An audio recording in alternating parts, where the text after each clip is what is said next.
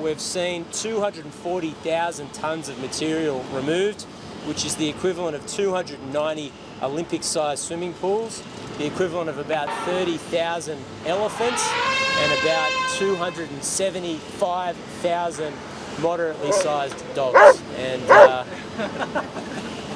go through some of my staff break these things down so that they're relatable to people. So just so you understand the scale of this is incredible. It's often difficult and dangerous work, and the logistical challenges of having a major construction project in the middle of one of the busiest cities in the world is incredibly difficult.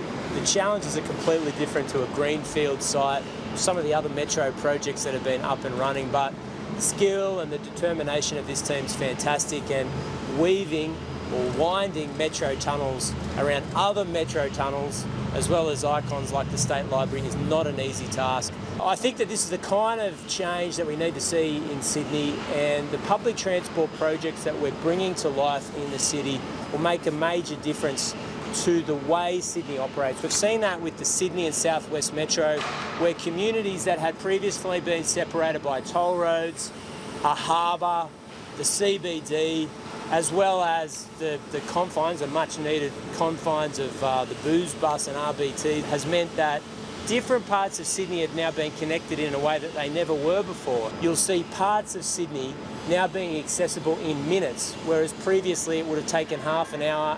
You would have had to do it by car, you would have had to pay tolls, then you'd have to find a park. Different parts of Sydney will now open up to each other, a little bit like the way it works in London and New York. So these are city-changing projects. They're expensive and they take a lot of time, but they're absolutely essential if we're going to grow in the years ahead.